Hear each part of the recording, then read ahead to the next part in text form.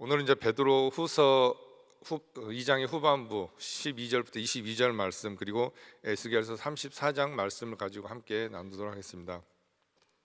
오늘 베드로 후서 본문에서는 베드로 사도가 발람의 이야기를 지금 하고 들려주고 있습니다. 발람은 아시다시피 구약의 선지자입니다. 그래서 발람의 이야기는 민수기 22장부터 24장에 지금 기록되어 있는데요. 우리가 발람의 이야기를 하려면 잠깐 우리가 민수기를 갔다 와야 될 것 같습니다. 이스라엘이 광야 행진을 하는 중에 모압 평지에 이르게 되죠. 이 소식을 들은 모압 왕 발람, 여기는 발락이 아니라 발람입니다. 왕은 이 발락이 이스라엘을 너무 두려워한 나머지 모략을 짜는데 선지자 발락을 꿰어서 이스라엘을 저주하게 한다는 그런 계획이었습니다. 이런 계획을 발람에게 나누게 되죠. 발람은 처음에는 주저하다가 결국에는 발락 왕의 해유되어서 이스라엘을 저주를 하기로 합니다. 그래서 이제 나귀를 타고 길을 갑니다. 그런데 중간에 신기한 일이 벌어지죠. 나귀가 가다가 길을 멈추고 3번씩이나 앞으로 가는 것을 거부하고 가지 않으려고 몸부림을 칩니다. 그러자 발람 선지자는 나귀에게 채찍질을 가하게 됩니다. 이때 나귀가 입을 열어서 사람의 말을 합니다.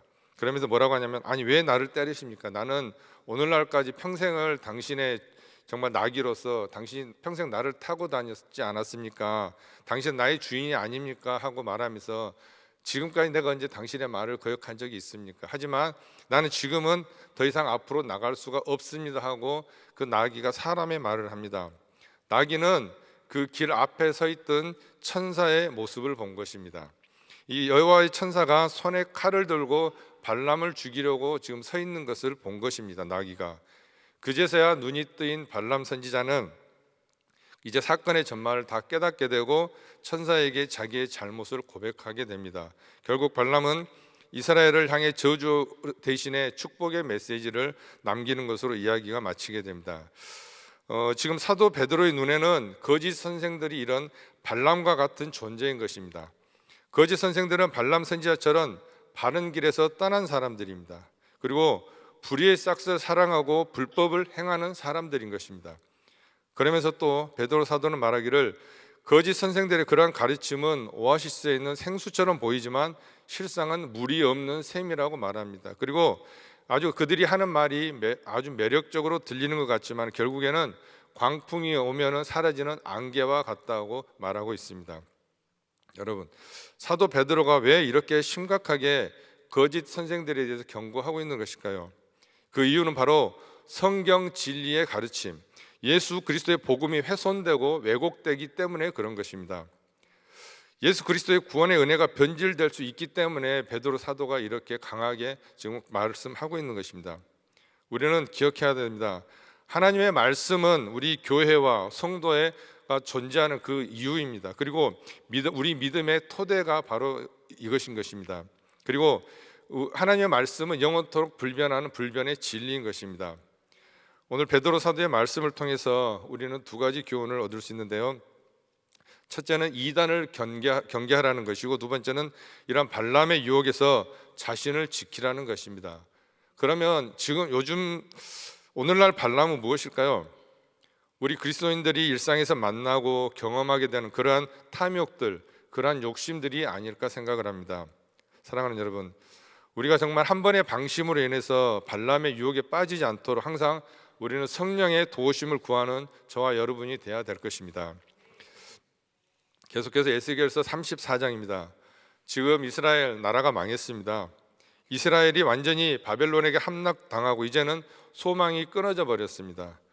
이렇게 앞이 보이지 않고 캄캄한 현실 가운데서 그 백성들에게 주실 하나님의 말씀은 과연 무엇일까요? 여러분, 하나님은 분명히 우리에게 소망을 주시지만 그렇게 아름다운 핑크빛 믿음만을 말씀하시는 분이 아니십니다.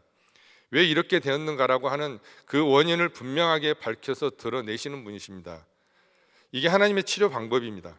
여러분, 우리가 몸이 아파서 병원에 가면은 나의 병을 고치기 전에 하는 게 있죠. 뭘 합니까? 우리의 병명을 밝히죠. 그리고 이 병의 상태가 지금 현재 어떤지를 밝혀줍니다. 그리고 왜 이 지경이 되었는가까지 알려주죠. 그리고 이 과정이 없이는 우리가 치료를 받을 수가 없는 것입니다. 하나님은 분명히 에스겔을 통해서 그 백성 이스라엘을 정말 하나님이 회복시켜 주신다고 지금 약속은 하고 있지만, 그러한 과정 가운데서 하나님이 분명히 드러나는 것은 왜 이스라엘이 이 지경까지 되었는가라고 하시는 것입니다. 누가 무엇을 잘못해서 이렇게 되었는가를 밝혀주십니다. 여러분, 오늘 우리가 이 말씀을 통해서 우리의 자신을 한번 돌아보기를 원합니다. 그리고 우리의 의도와 우리의 현실을 다시 한번 깨닫기를 바랍니다. 그리고 이 모든 문제와 아픔을 정말 절망을 넘어서는 하나님이 주시는 희망을 발견할 수 있는 시간 되시기를 바랍니다. 에스겔서 34장 1절입니다. 여호와의 말씀이 내게 임하여 이르시되, 계속해서 2절입니다. 인자야, 너는 이스라엘 목자에게 예언하라. 그들 곧 목자들에게 예언하여 이르기를, 주 여호와께서 이같이 말씀하시되, 자기만 먹는 이스라엘 목자들은 화 있을진저 목자들이 양떼를 먹이는 것이 마땅하지 아니하냐. 여기에서 이스라엘 목자는, 지금 현재 여기에서 이스라엘의 목자는 누구입니까? 바로 왕들입니다. 지금까지 이들을 이끌어온 정신적인 지도자들입니다.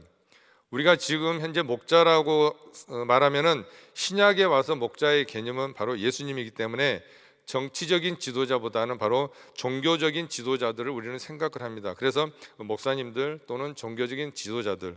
그런데 구약에서 목자의 개념은 왕들, 정치적인 지도자 개념입니다.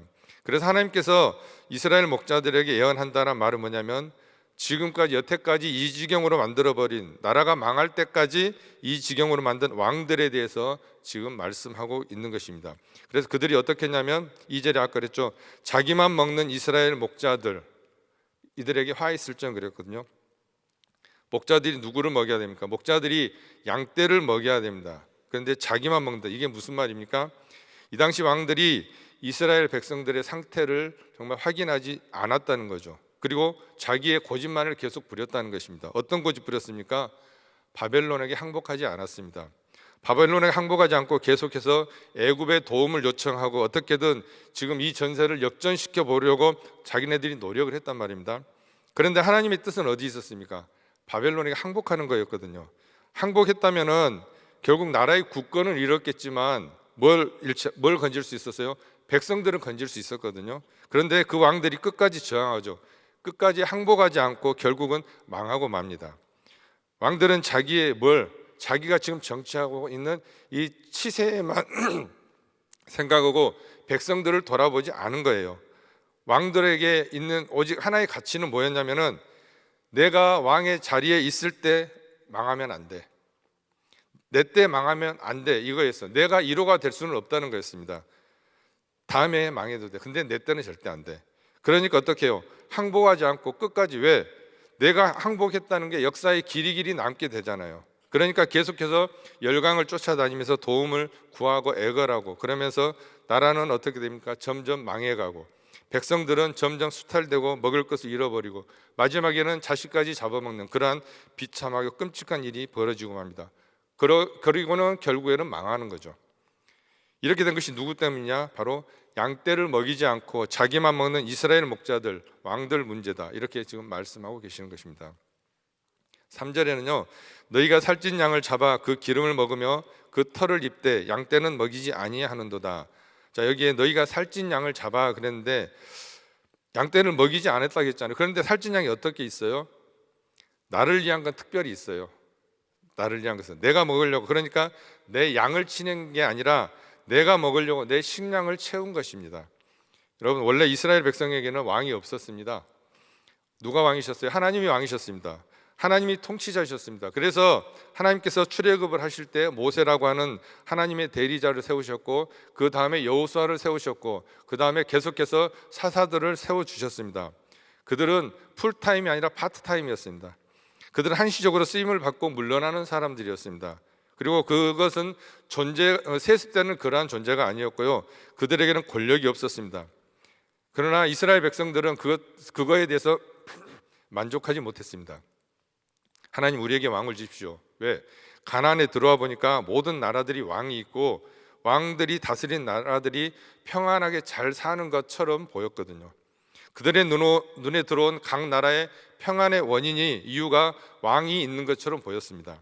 그래서 그들은 왕 대신 하나님을 버리고 왕을 세워주십시오라고 말합니다. 결국 하나님께서는 그래, 이거 너희들이 분명히 요청한 거다, 이거 니들이 말한 거야 하면서 결국에는 왕을 세워주죠. 여러분, 하나님의 통치를 버린 사람들, 하나님의 통치를 믿지 못하고 출애굽의 하나님, 광야를 지나온 40년 동안 지켜주신 그 하나님을 버리고 우리에게 왕을 주십시오라고 선택했을 때 그들의 욕심이 결국 그들의 파멸을 가져온 것입니다. 자, 그런데 그들이 무엇을 잘못했는가? 왕이 뭘 잘못했는가 한번 보겠습니다. 4절입니다. 너희가 그 연약한 자를 강하게 아니하며 병든 자를 고치지 아니하며 상한 자를 싸매주지 아니하며 쫓기는 자를 돌아오게 하지 아니하며 잃어버린 자를 찾지 아니하고 다만 포악으로 그들을 다스렸도다. 여러분, 이게 한마디로 말하면 무엇입니까? 왕이 해야 될 일을 하지 않았다는 것입니다. 연약한 자를 강하게 하라고 왕을 세워주셨고, 병든 자를 싸매주고, 약한 자를 강하게 해달라고, 쫓기는 자를 돌아오게 하라고 정말 왕을 세워주셨는데 왕은 그걸 하지 않고 방치했다는 거죠. 그리고 또한 악으로, 포악으로 백성들을 다스렸다는 것입니다. 그러다 보니까 백성들이 행복합니까? 불행합니까? 불행합니다. 여러분, 이것이 인간의 만든 제도의 말로입니다. 그들은 생각했어요. 왕이 생기면, 왕이 우리를 잘 돌봐주면 얼마나 좋을까, 얼마나 행복할까, 그렇게 생각했는데 왕들은 그 누구도 그렇게 하지 않았습니다. 점점점 자기만 것만 챙기고 자기 욕심을 위해서 백성들을 이용해서 결국에는 포악으로 그들을 다스렸다. 여러분, 이것이 말하는 것은 인간의 계획과 인간의 뜻이 어떤 결론을 가져오는지를 잘 보여주고 있습니다. 그런데 이것의 직접적인 원인은 왕이 문제가 아닙니다. 왕이 세워져서 그런 게 아니라 하나님의 뜻을 버리고 인간의 지혜를 따를 때 인간은 이렇게 될 수밖에 없다는 것입니다. 왕이 문제가 아니라 하나님을 버렸다는 것, 이것이 가장 큰 문제인 것입니다. 5절에 보시면 목자가 없으므로 그것들이 흩어져 모든 들짐승의 밥이 되었도다. 자, 목자가 지금 있잖아요. 왕이라고 하는 목자가 분명히 있는데 왜 없다고 그러십니까? 소용이 없는 거죠. 자기 할 일을 하지 않는 목자, 포악으로 다스리는 데만 혈안이 돼서 나의 권익과 나의 이익만을 내세우고 통치 원리만을 내세우고 하나님이 맡겨주신 청지기 역할을 하지 않는 자들에게 하나님은 차라리 목자가 없다라고 지금 말씀하고 계십니다. 여러분, 분명히 어제 33장에서 하나님께서는 에스겔에게 너를 무엇으로 세웠다고 말씀하셨습니까? 파수꾼으로 세웠다고 말씀하셨죠. 파수꾼이 왜 중요합니까? 어제 말씀드렸죠. 파수꾼은 성벽에서 항상 성 아래를 지켜봅니다. 혹시나 적군이 쳐들어올까. 항상 깨어있는 존재가 파수꾼의 존재입니다. 여러분, 이 파수꾼은 누구를 상징합니까? 바로 목자를 상징합니다. 목자는 항상 깨어있어서 어떠한 맹수도 양에게 접근하지 못하도록 양을 지켜야 합니다. 그 파수꾼이 오늘 목자라고 하는 존재로, 실제로 지금 왕이라고 하는 존재로 우리들에게 보여주고 있는데 그들은 파수꾼의 역할을 하지 않았다는 것이죠. 해야 될 일을 하지 않고 백성들을 방치해 두었더니 이제 그 백성들은 다 흩어져서 지금 바벨론이라고 하는 그 나라의 밥이 되어버렸습니다. 그러면서 6절입니다. 내 양떼가 모든 산과 높은 뱃무리에마다 유리되었고 내 양떼가 온 지면에 흩어졌을 때 찾고 찾는 자가 없도다. 유리하는 자가 되고 찾는 자가 없고 흩어져 버리고 지금 이제 양들이 뿔뿔이 흩어져서 그들의 삶이 불안한 삶이 되고 그들의 삶은 온전한 삶이 되지 않았다는 것입니다. 여러분, 그런데도 여기에서는 한 가지의 희망이 있습니다. 무엇이 희망입니까? 이미 다 흩어지고 유리되고 찾는 자가 없지만 한 가닥 희망, 바로 내 양떼라고 하나님께서는 말씀하셨습니다. 내 양떼. 이 양떼는 누구의 양떼입니까? 원래 양은 누구의 양떼입니까? 목자의 양떼죠. 그런데 목자가 사라졌어요. 목자가 목자 일을 하지 않아요. 목자가 방치해 버렸어요. 그래서 다 흩어져 버렸어요. 그러니까 하나님 뭐라고 하시냐? 내 양떼라고 하나님께서 직접 말씀하십니다. 내 양떼가 모든 산과 모든 뱃무리마다 유리되었고 내 양떼가 두 번이나 반복해서 나옵니다. 이제 상황이 역전된 겁니다. 더 이상은 너희 인간들에게 목자를 맡겨두지 않겠다는 것입니다. 이제는 하나님의 양떼라고 말씀하십니다. 더 이상 너희에게 이렇게 마음대로 포악질하도록 내버려 두지 않겠다라고 지금 하나님 말씀하고 계십니다.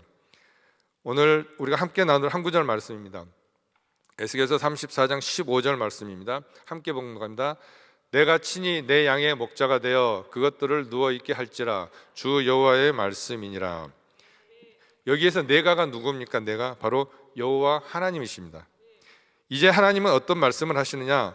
더 이상 맡겨두지 않겠다. 더 이상 너희 인간들에게 다 똑같은 너희들에게 누가 누구의 목자가 되겠느냐? 더 이상 사람을 의지하고 사람이 사람의 권력을 의지하고 사람의 힘을 의지하고 더 이상 못하게 하겠다는 것입니다. 내가 친히 내 양의 목자가 되겠다.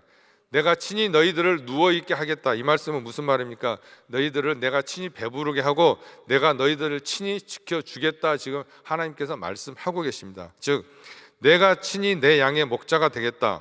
이 선언이 오늘 에스겔이 전하는 가장 핵심의 말씀입니다.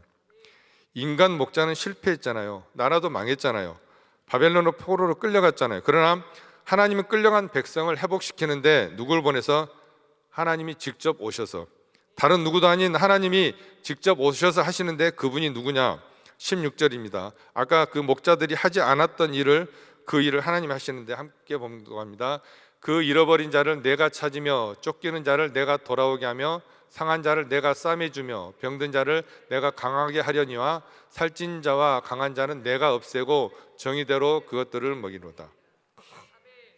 자, 이 한 절 말씀에 내가가 5번이나 나옵니다. 아까 목자들에게 맡겨두었던 그 일, 아무도 하지 않았던 그 일, 하나님이 친히 하시겠다는 것입니다. 여러분, 여기에 우리는 희망이 있는 것입니다. 하나님이 우리를 내 양떼라고 말씀하시고 하나님이 친히 목자가 되셔서 하나님이 찾고 하나님이 돌아오게 하고 하나님이 감싸 주시겠다고 하는 것입니다. 그런데 여기서 끝나는 게 아닙니다. 한 발 더 나아가서 뭐라고 하시는가? 살찐 자와 강한 자는 내가 없애고 정의대로 그들을 먹이리라 말씀하십니다. 여러분, 살찐 자, 강한 자가 왜 있습니까? 지금 다 못 먹어서 비리비리하고 다 잃어버려서 유리되고 없는데 살찐 자는 누구고 강한 자는 누구입니까? 이들은 바로 자기의 동족을 수탈한 자죠. 똑같이 못 먹고 똑같이 불쌍한 자들 중에서도 동족들을 수탈해서 자기의 배를 채운 자들, 이들을 어떻게 없애버리겠다. 인간의 욕심으로 이 땅에서 자기에서 이익을 추구한 자들을 없애버리고 정의대로 하나님의 정의를 회복시키신다는 것입니다. 하나님이 오셔서 이 일을 하시겠다는 거예요. 그러면서 그 일을 하시는 분은 누구입니까? 23절로 갑니다. 내가 한 목자를 그들 위에 세워 먹이게 하리니 그는 내 종 다윗이라. 그가 그들을 먹이고 그들의 목자가 될지라. 아멘. 이제 이 거짓 목자들이 아니라 한 명의 새로운 목자를 보내주시는데 그게 누구냐? 내 종 다윗이라. 다윗.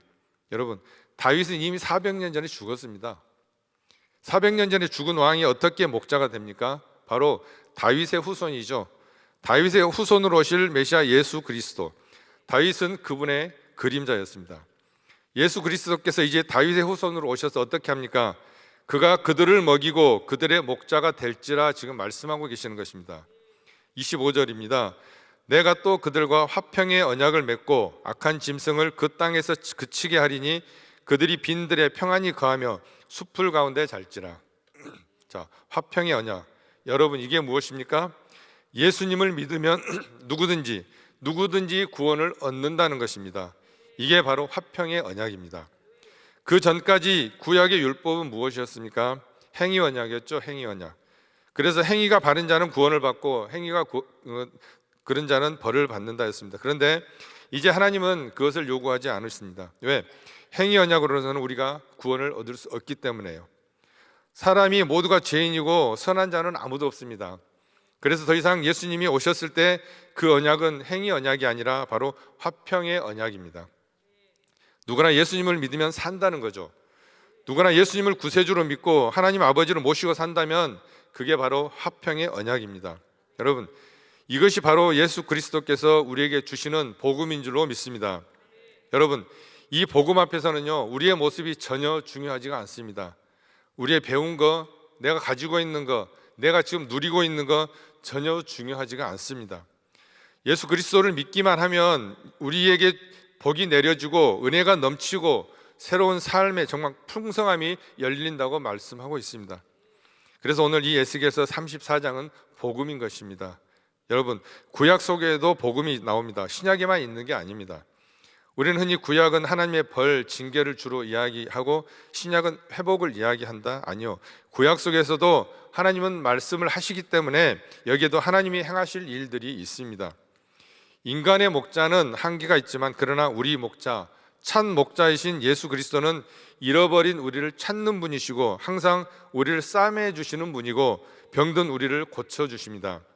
여러분, 오늘 또 우리가 예수님만을 의지하고 나아감으로써 예수님은 우리에게 이 은혜를 정말 소낙비처럼 우리에게 넘치게 부어주실 줄로 믿습니다. 기도하겠습니다. 하나님, 이스라엘 백성들이 망했습니다. 왜 망했습니까? 그들이 원하던 인간적인 지도자, 그들이 스스로 원했던 왕을 세웠는데 그 왕들은 자기 양을 돌보지 않고 자기 배만 채우는 목자들이었습니다. 결국 양들은 먹지 못하고 병에 걸리고 상한 몸으로 흩어져서 다 유리하다가 들짐승에 밥이 되고 말았습니다. 나라는 망했고 민족들은 흩어져 버렸습니다. 그러나 하나님, 이러한 상황을 하나님은 정확히 보여주시면서 그것을 회복시켜 주시는 하나님의 놀라운 플랜을 설명하십니다. 바로 하나님이 친히 목자가 되시는 것입니다. 구하오니 하나님 친히 목자가 되어 주시옵소서.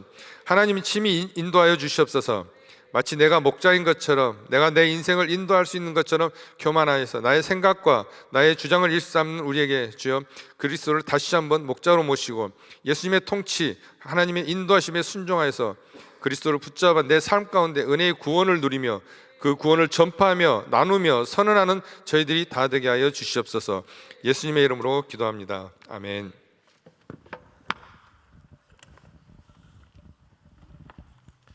네, 우리 들으신 말씀 생각하시면서 자리에서 일어나셔서 우리 주는 나를 기르시는 목자 우리 같이 찬양드립니다.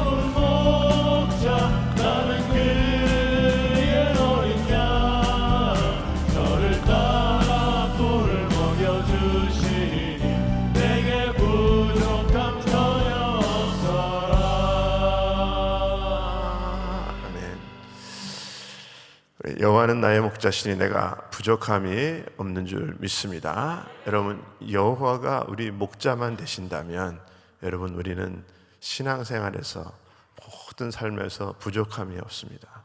왜냐하면 그분이 우리에게 꼴을 먹여주시고 또 우리를 지켜주시고 우리를 또 싸매주시고 인도해주시고 예비하신 그런 하나님이다. 그분이 나의 목자다. 여러분, 우리가 그것만 인정이 된다면 우리는 부족함이 없는 줄 믿습니다. 그러면서 내가 얼마만큼 여호와가 나의 목자가 되고 있는가, 여러분 그것이 늘 점검되고 오늘 하루도 그 목자 되신 주님과 승리의 삶을 사시기를 예수 이름으로 축원합니다.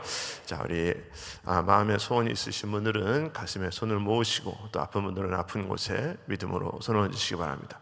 거룩하신 아버지 하나님, 감사합니다. 오늘도 우리 하나님께서 우리를 불러주시고 말씀하여 주시고, 내가 너희 목자다, 내가 너희 목자다, 내가 너희에게 부족함이 없게 하시겠다고 약속하신 하나님, 우리가 늘 그 약속의 말씀을 붙들고 살아갈 수 있도록 하나님 은혜 내려 주시옵소서. 아버지, 모든 문제의 해결자는 우리 주님이십니다. 우리 하나님, 주님만 더욱더 의지할 수 있는 자들 되게 하여 주시옵시고, 환경을 뛰어넘게 하시고 장애물을 뛰어넘게 하여 주시옵시고, 모든 것들이 다 하나님께서 해결자 되심을 우리가 기억하며 그분께 더욱더 가까이 나가고 그분께 더욱더 붙어있는 삶이 될 수 있도록 하나님 역사하여 주시옵소서. 이 시간에도 저희들 마음의 소원을 가지고 주님 앞에 기도합니다. 우리 주님, 해결하여 주시옵소서. 모든 막힌 것들을 열어 주시옵시고, 묶인 것들을 풀어 주시옵시고, 해결하여 주시옵소서. 가정의 문제, 자녀의 문제, 금전의 문제, 모든 관계의 문제 우리 하나님께서 다 열어 주시옵시고 해결하여 주시는 은혜가 아버지가 지금 일어날 수 있도록 하나님 도와 주시옵소서. 특별히 아버지가 주님, 아픈 자들 이 시간에 아픈 곳에 믿음으로 손을 얹었습니다. 우리 주님, 치료의 하나님, 여호와 라파 하나님, 하나님께서 만져주시고 치유하여 주시옵시고 회복시켜 주시옵시고 살아나게 하여 주시옵시고 고쳐 주시옵소서. 우리 하나님, 깨끗게 하여 주시옵소서. 모든 질병들이 나사렛 예수의 이름으로 명하노니 떠나갈지어다, 떠나갈지어다. 깨끗한 입을 지어다. 우리 하나님께서 강건하도록 하나님 도와 주시옵시고, 우리 하나님 모든 막힌 것들을 다 뚫어주시고 하나님 해결받을 수 있도록 하나님 역사하여 주시옵소서. 우리 주님만이 우리들을 소생시킬 수 있사오니 하나님 우리를 다시 한번 소생시켜 주시옵소서. 아버지, 특별히 우리 담임 목사님, 이제 또 아버지 성안교회도 집회 가운데 하나님께서 함께하여 주시옵시고, 아버지 지금까지도 아버지 그 성안교회를 인도하신 우리 아버지 하나님, 우리 담임 목사님을 통해서 또 귀한 말씀으로 아버지 그들의 또 35년 이후에 또 아버지가 지금 교회가 더욱더 아버지가 영광되며 승리되며 하나님의 기쁨 될 수 있는 교회로 변화될 수 있도록 하나님 축복하여 주시옵소서. 지금은 우리 주 예수 그리스도의 은혜와 하나님의 크신 사랑과 성령님의 역사와 교통 인도하심이, 오늘도 여호와는 나의 목자시니 내가 부족함이 없으리로다 고백하며 주님과 더불어 승리하며 영광 돌리며 살아가기 원하는 모든 심령들 머리 위에, 가정 위에, 기업 위에 지금부터 영원토록 함께 할지어다. 아멘.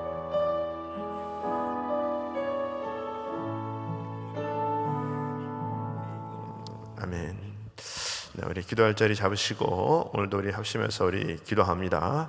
우리 기도할 때 이 나라를 위해서 기도해 주시고, 우리 또 조국 대한민국을 위해서 기도해 주시기 바랍니다. 정말 위정자들이 더욱더 깨어있게 하시고, 또 교회가 더 하나 되게 하여 주시옵시고, 좀 이게 부흥의 역사를 이룰 수 있도록 선교 감당할 수 있는 우리 대한민국 되게 하여 주시옵소서. 우리 또 북한 땅을 불쌍히 여기시고 하루속히 또 복음으로 또 통일되는 역사 있게 하여 주시옵소서. 우리 교회를 축복하시고, 또 우리 담임 목사님 한국 모든 집회 가운데 함께 해주시고, 우리 또 교회 또 우리 교육과 EM과 또 우리 그룹 위해서 우리 직분자들 위해서 또 사명 감당할 수 있도록 위해서 기도해 주시고, 또 우리 부교역자들 위해서 기도해 주시고, 우리 전 세계에 나가 계시는 우리 많은 선교사님들, 우리 선교지 위해서, 또 우리 우크라이나 전쟁을 중지시켜 달라고 위해서 기도해 주시고, 우리 또 선원생들 이곳에 또 미주 훈련 가운데 하나님 영적인 충만함이 있게 하여 주시옵소서. 오늘도 정말 우리가 합심해서 기도할 때